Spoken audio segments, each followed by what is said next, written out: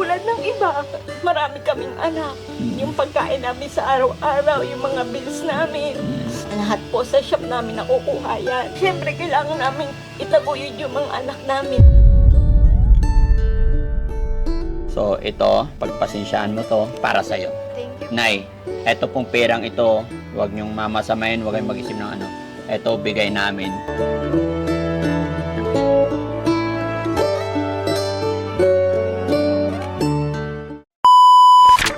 Yun, shout out po sa Team Rise Above. Mabuhay po kayong lahat mga kababayan. Especially sa mga kababayan nating OFW. Yan, kumusta, and doble ingat. Ganon din po sa mga kababayan natin nasa ibang bansa. Mga kababayan, panibagong araw, panibagong vlog. Mga kababayan, natatandaan nyo po ba nung second time na nai-upload ko po si Lady Mechanic ng Gentry? Sinabi ko po doon mga kababayan, ang kikitain ko sa vlog na yun ay ibibigay ko po kay Miss Angel. Mga kababayan, sa ilang araw, syempre alam nyo naman sa mga nakakaalam, matagal din po bago makuha yung revenue. So mga kababayan, ito na po yung araw na ibibigay natin kay Angel yung para sa kanya. Kaya mga kababayan, samahan ninyo po ako. Pero syempre, bago tayo magtuloy-tuloy mga kababayan, gaya ng aking sinasabi, kung nagugustuhan nyo po ang mga programang ginagawa ng Team Daddy Frankie, maglalambing po ako sa inyo. Support nyo po ang YouTube channel ni Daddy Frankie, ganun din po sa page namin. Nang sa ganoon, mas marami pa tayong matutulungan. So mga kababayan, diretso na tayo sa video. Ito na. Hello po. Ayan. Ayan. Hello mga kababayan, magtataka po kayo ano. Ngayon lang natin iniharap ang mama ni Miss Angel. Nay, kumusta? Ayan. So, idikit ko lang to, Angel. Ayan, dito para ano, para dikit ka lang ng konti kay mama. Ayan. Angel, kumusta ka na? Okay naman po. Oh, parang ganda ni Angel lalo. Laging masayahin. Kumusta ang pag-aaral? Okay naman po. Maganda rin po yung grades ko nitong second quarter. Oh, very good. Priority yung pag-aaral, no? Ayan. At kumusta naman yung page mo, yung pagbablog mo, okay naman? Okay naman po. Yan sa YouTube nga po, ang lakas ko nga po sa YouTube eh. Kasi po umabot po agad ng 10K Followers. Opo. Ilang araw pa lang. Nasa 1 week pa lang po ata yung page ko dun sa... Alam mo, yan ay biyaya ng Panginoon. No? So, mga kababayan, masaya si Miss Angel kasi sa ikli ng panahon na basa ko nga sa kanyang sa post na nagpapasalamat siya kasi na-reach na po niya ang 10,000 subscribers sa kanyang YouTube. Tapos sa kanyang Facebook page is 7,000, which is maliit pa yan. Although, masaya ako kasi sa ganoon is nagpapasalamat ka na, which is true. Dapat maliit, malaki, mga blessing na dumarating, pasalamatan natin. At I'm very happy na nakikita ko yun sa'yo na lagi nating pasasalamatan yung mga blessing na dumarating. No? Yung sinabi ko, kung natatandaan mo yung payo ko sa'yo noon, yung kawayan, mataas ang kanyang inaabot, pero kung gaano man taas at gaano man siya katayog, pero yumuyok ko pa rin. Para mas lalo tayong binibiyayaan ni God. Okay? Ayan. At alam mo ba na may sorpresa ako sa iyo ngayon? No? Nay. Ano pangalan ni Nanay ulit? Maripi po. Ayan. Mga kababayan, no, gustong-gusto ko rin sanang paupuin po dito si Tatay, kaya lang may ginagawa po si Tatay, kaya si Nanay na lang daw muna.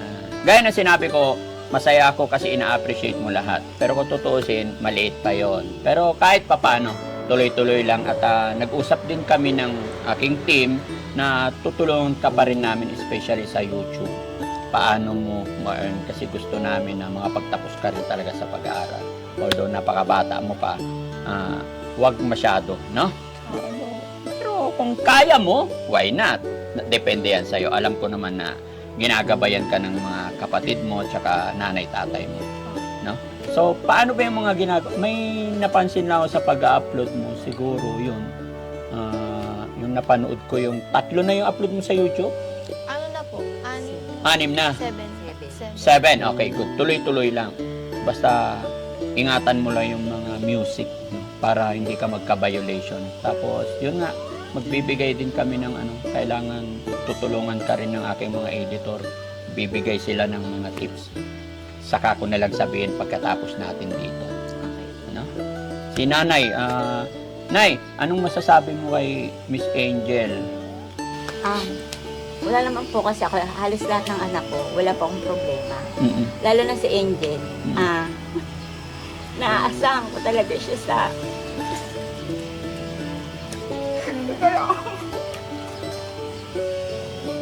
Naaasahan ko talaga siya sa shop. Lalo na pag masakit yung paa ng tatay niya. Mm-mm. Kasi nga din kami kumukuha ng pang-araw-araw namin. Mm-mm. Sabi nga nila, ba't yan tutulungan niyo? May negosyo naman yan, di ba? Opo. Hindi nila alam na kahit may negosyo kami, dumadaan din kami sa hirap. Opo. Lumalaban po kami mag-asawa para sa mga anak namin. Mm-mm. Tulad ng iba, siyempre, marami kaming anak. Yung pagkain namin sa araw-araw, yung mga bills namin. Siyempre, lahat po sa shop namin nakukuha yan. Siyempre, kailangan namin itaguyod yung mga anak namin. 4 po yung anak namin. Sa pang-araw-araw po, siyempre, hindi naman po lagi malakas yung shop. Hindi naman po ganun kalakas lagi. Siyempre, meron time na malakas, meron time na hindi. Sa pang-araw-araw lang po namin gastos namin sa mga bills. Siyempre, Okay. Sorry na ma-interrupt lang kita para maging klaro din sa lahat, no? Mga kababayan, no? Sasagutin ko lang po yung sinabi ni Nanay na bakit tinutulungan siya kasi may negosyo. Mga kababayan, hindi po namin tinutulungan si Miss Angel dahil may negosyo. Si Miss Angel po, na-discover namin ang kanyang talento. Yun ang reason po kung bakit kami nandito ngayon. Although nung nakilala namin mga kababayan at young age, nakita namin ang kanyang pagpupursige. At yung mga binibigay namin sa kanya mga kababayan is tulong ko po yun sa kanya dahil na rin na ibablog ko po siya. Pero hindi ko po yung tinutulungan dahil mahirap sila or what. Ibinibigay ko po lahat ng ibinigay ko kay Angel na napanood ninyo because of vlog. Mga kababayan, may kasabihan po tayo rito na ikaw mismo ang gagawa ng kapalaran mo. Maaring sinuwerte po si Angel at sinuwerte rin ako, hindi ako magpapaka-stupido mga kababayan. Sinuwerte si Angel kasi may talent siya, sinuwerte siya kasi masipag siya. Lucky rin ako kasi nakilala ko siya. Natural lang po na bigyan ko rin po siya. Lalong-lalo na po, siguro na pag makikita nila ngayon kung ano ang surprise ang ibibigay ko kay Angel. Gaya po ng aking sinabi, no? So mga kababayan, wag po natin isipin lagi na, although sa totoo lang po, being a charity, talagang naghahanap kami ng mga tutulungan. Pero siyempre, may time din po na naghahanap kami ng mga magandang kwento, hindi para pagkakitaan lang. Mga kababayan, para maging magandang halimbawa. Lalong-lalo na po si Angel, dalagita, bata, pero gaya ng sinabi ng kanyang nanay, maaasahan. Di ba mga kababayan? Sino po ang ipagmamalaki natin? Yung mga taong nandyan na, hindi ako nagme-mention ng pangalan mga kababayan na pag-usapan lang po ito. Masarap pong tulungan yung taong nagpupursigit, nagsisikap. Although hindi ko sinasabing hindi ko tutulungan yung nandyan sa lansangan, sa kung may mga taong nag-iisip man ng ganon. Marami rin po kami tinutulungan na homeless, mga kababayan. No? Kaya hindi porket may negosyo, wala na. Hindi ko kayo tinutulungan, Nay, dahil kayo. Hindi po. nabasa ko lang din po kasi sa... Oo, inaabutan namin si Miss Angel para ipagpatuloy pa niya. Suportahan natin siya dahil masipag siya, may talent siya. Para maingganyo po, para maging magandang halimbawa nga po sa mga bata. No? Kaya kung ano man yung mga nababasa mo mula ngayon, Nay, basahin mo lang. Huwag ka na masaktan. Dahil po, nasa social media tayo, karapatan nila mag-comment kung anong gusto nila. So, kung ano man yung mabasa mo, nasaktan ka man, ipag-pray mo lang. Maging ako man, ma'am, gumagawa na ako mabuti, pero minsan, nasasaktan din ako. Dahil tao lang ako, mga kababayan, na pagod ako tumulong, hindi ko sinusumbat, gusto ko to kasi ginagawa ko to. Nasabi ko lang dahil naumpisahan ni ma'am, no? Masaya po ako tumutulong, pero may mga tao talaga na tumulong ka na, not enough pa rin sa kanila. Nagbigay po ako ng 5,000, may masasabi pa na hindi ginawang hindi niya ginawang 10,000. Vlogger ka naman. Mga kababayan, wag po sanang ganun kasi marami tayong tinutulungan, no? Kaya, ignore mo na yun. Nandito tayo sa mundong ibabaw na maraming mapanghusga at naiintindihan ko yun. Di ba? Kumusta pag-aaral ni Angel? Ibahin na natin. Iyak na naman. Ano pa ba nababasa mo na eh? Yun lang po, sabi niya, may negosyo naman yan. Ba't yan tinutulong, kumbaga, charity nga po kayo. Opo. Ba't yan tinutulungan niyo? Di ba naman po, hindi naman po talagang naghihintay lang kami ng, kumbaga, abot niyo. Kumbaga naman Yun. po, Kaya nga po. tinulungan niyo po kami, pero ano naman po, di ba? Opo, yun. Kaya nga yun ang sinabi ko ay dahil sa kanya yun. Dahil sa kanyang pagsisikap. Kaya, yun nga, ulitin ko, tayo mismo ang gagawa ng kapalaran natin mga kababayan. Hindi po yung ibang tao. Kaya tuloy-tuloy lang tayo, no? Ayan. So, bago tayo tumagal yung sorpresa na ibibigay ko kay Angel. Wag na natin patagalin. Pero ito, Angel, sana mapahalagahan mo. Bibigay ko to sa'yo para sa pag-aaral mo. Tsaka, yun, pag-aaral mo, kung ano yung pangailangan mo. Tapos kung ano yung mga pwede mong gagamitin sa pagbablog mo. Kasi importante yung pagbablog mo. Alam ko, makikilala ka. Para pag nakilala ka at nagka-views ka, may pang-tustos ka sa pag-aaral mo. Di ba? Hindi natin alam. Alam ko matalino kang bata. Kaya kaya mo yan. Kunti-unti mapag-aaralan mo. Tapos huwag kang mahiya magtanong sa amin. Kay Kuya Mons, kung may mga hindi ka alam, mag-message ka lang. No? Sige. So ito, pagpasensyahan mo to, para sa'yo. Thank you. Nay, eto pong perang ito, huwag niyong mamasamayin, huwag kayong mag-isip ng ano. Ito, bigay namin dahil din sa pagbablog ko sa anak ninyo. Tanggapin mo. Thank you. Thank you po. Sige, Daddy Frank, tugon kayo sa dasal namin ni Angel. Kasi graduating na siya, grade 10 na. Oo. May problema pa po kami sa pinanggalingan niyang school. Ano? Dati po kasi, nasa private po sila. Kasi sobrang as in stable talaga yung kita namin. Simula nung nag-pandemic, baga nagkabaon-baon kami. Oo. Hanggang sa 4 sila nasa private, nakakaya naman namin. Kasi nung nag-pandemic, hindi na, kumbaga, lumubog kami. As in, lubog na lubog talaga. Kahit sa utang, lubog na lubog kami. Hindi namin hanggang ngayon, hindi namin nakukuha yung credential niya. Kinukulit na nga siya ng mga teacher niya ngayon. Kaya sabi ko, Angel, sabi ko, blessing sa atin si Daddy Frankie. Galingan mo pa, anak. Sabi ko sa kanya, kaya mo yan, anak. Yung pagtsatsaga mo, lagi ko sinasabi sa kanya, yung pagtsatsaga mo, may bunga yan, anak. Sabi ko sa kanya, lahat ng paghihirap mo, minsan nga kinakausap ko siya. Sabi ko, nape-pressure ka ba kay mama? Kasi sabi ko, mag-upload ka, mag-edit ka. Lagi ko siya sinasabihan na ganon.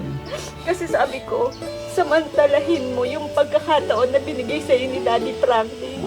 Kasi hindi lahat ng katulad niya nabibigyan ng pagkakataon. Kaya sabi ko sa kanya, Jen, sobrang blessed tayo na nakilala natin si Daddy Frankie. Iyak naman. Okay. Kasi siguro eto na po talaga yung matagal na namin pinagpe-pray. Kasi sabi niya, Mama, sinukulit na ako ng mga teacher. Kasi ang totoo po niyan, 2 pa po yung hindi ko pa po nasisettle na account nila. Yung bunso ko tsaka siya. Magsasabay na po sila sa graduating. Kaya sabi ko, anak, kahit sana ikaw na lang yung matulungan ni Daddy Frankie, ako na yung bahala sa bunso ko. Magagawa ko na ng paraan. Kano pa yung problema niyo sa credential? Nasa 25 po. 25. Tapos na yung problema niyo sa 25. Ngayon pa lang. No. Kaya Daddy Napakabait ni God. Opo. Oo. Sabi ko nga, kahit ganito lang tayo na, sabi ko, lagi na lang tayong pinapakinggan yung mga dasal natin ni Lord. Hindi pa natin hinihingi, binibigay niya na. Opo. Basta lagi lang tayong magpasalamat kung ano yung dumating, maliit o malaki. No? Tama yun, Nay. Sobrang Suportahan nyo lang lagi si Angel dahil alam ko malayo mararating niya. Basta wag lang magbago si Angel, always down to earth. Yun. Makakaasa ko kayo na ang Team Daddy Frankie tutulong din sa kanyang page, sa kanyang YouTube. Gagabay kami para kahit papano. Kasi pag natuloy-tuloy niya yan, siguro kaya niya pag-aralin ng sarili niya.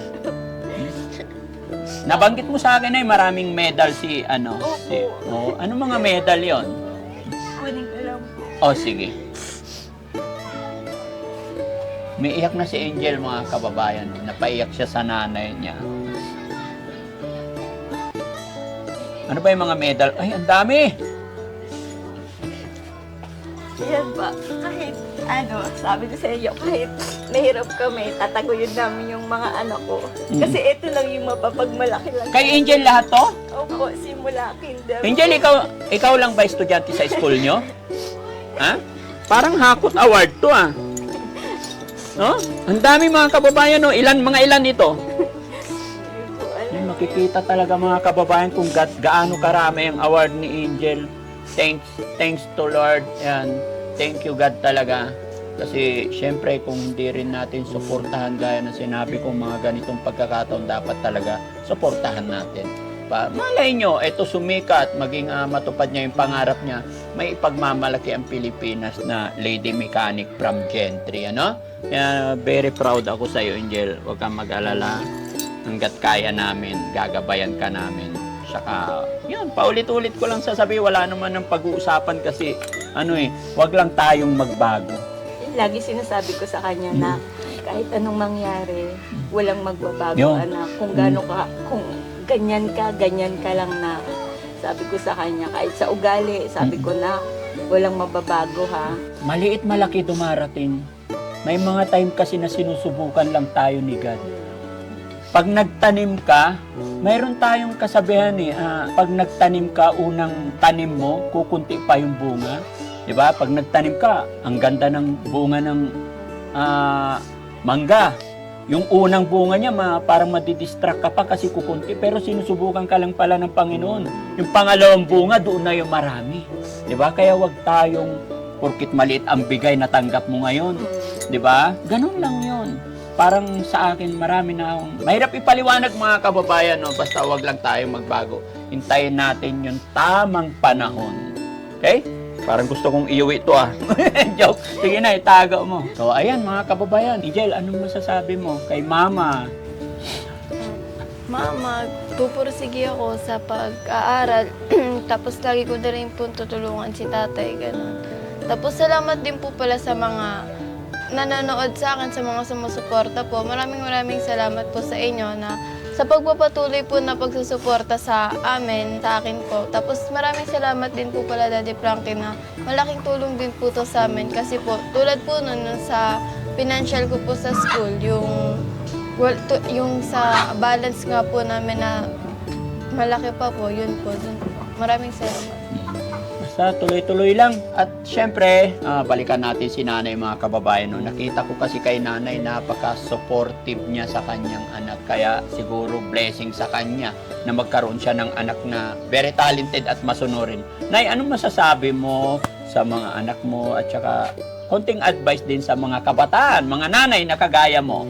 Daddy Frankie, hindi naman po kami perfect na pamilya. Mm-mm. Pero sa mga magulang po, gusto ko lang po malaman nyo na kung ang mga anak nyo makipag-usap po kayo lagi sa mga anak nyo, kausapin yung maigi, kung may mga problema. As in yung parang kayo lang magkaibigan, yung nagsasabihan kayo ng problema. Huwag nyo ilayo yung loob nyo sa mga anak nyo. Kung naliligaw man sila ng landas, kausapin nyo po, huwag kayong magsawa na kausapin yung mga anak nyo. Yun lang naman po yung maibibigay natin sa anak natin, yung pagmamahal at suporta bilang magulang. Yun lang po. Ayan mga kababayan, nakaka-touch, napakaganda ng mga payo na binigay ni nanay. Kahit nga mahirap ang isang pamilya, basta't punong-puno ng pagmamahal, yun nga, tama, gawin lang natin barkada ang ating mga anak kasi the more na sinisigawan o binupulyawan, mas lumalayo ang loob nila. Much better na kausapin sila ng maayos, susunod at susunod yan. Kasi pag naramdaman ng anak kasi talaga na kinukomfort mo yan, susunod at susunod yan. May mga time kasi ng mga bata na pag napagsasabihan, doon pumupunta sa barkada, doon nagsasabi ng problema. Although, tama ka, Nay, kasi ganun din ginagawa ko sa mga anak ko. At masaya rin ako na nagkakilala sila ni Dex, so may payo rin ako sa kanila. Na? Ay, Daddy Frankie, nga po pala, yung sa meet and greet nyo po, sa Pangasinan po ata yun. Kung pwede po ba kami umattend nila, Mama? Para bilang suporta na rin po sa inyo, sa tulad ng pagsuporta rin po sa amin. Oh, so touch naman ako. Oh. Siyempre, lahat ini-invite ko eh. Lahat na may gusto. Pero, napakaliit ng channel mo para mag-support. So touching naman si Daddy Frankie. Alam mo, lahat kayo welcome. Salamat. No? Kahit sino pwede. Lahat kayo mga kababayan, iniimbitahan namin. Pero si Miss Angel nga, sabi niya gusto niyang isupport si Daddy Frankie sa ginagawa nating meet and greet. No? Tignan nyo nga naman. Sige, walang problema. Basta, yun lang, lugar na pupuntahan natin, baka akala nyo mayaman si Daddy Frankie. Hindi po ako mayaman, ha? Kung ano yung madadatnan natin. Yun lang. Ha? Walang problema. Welcome po. Kasama si nanay, tatay. Sama ba? Sino kasama? Si Mama at sila. Oo, sige. Okay, walang problema. So, ayan mga kababayan, maraming salamat pong muli sa inyong lahat. Kung nagustuhan nyo man po ang aking programa, naibigan nyo po, mangyari lang po ay maglalambing po ang inyong lingkod. Paki-subscribe po ang aking YouTube channel nang sa ganoon ay mas makakatulong pa tayo. At syempre, bago matapos ang lahat, magpapasalamat din po ako. I-flex ko lang po ang ating kababayan, si Pixie Lixie, mga kababayan, isupport po natin. Nasa ibang bansa din po yan. At syempre, kay Mama Maria Paz Okoshi. Ganon din po sa Team Rise Above na walang sawa rin sumusuporta sa atin. Sa pangunguna po yan ni Tita Hani S, Carmi K Official, Lisa Liabres, Linlin Garrido. Ayan. At syempre kay Sweet Charm, kay Myrin at iba pa. So maraming salamat mga kababayan. Mabuhay po tayong lahat. Mag-iingat po tayo parati. And God bless.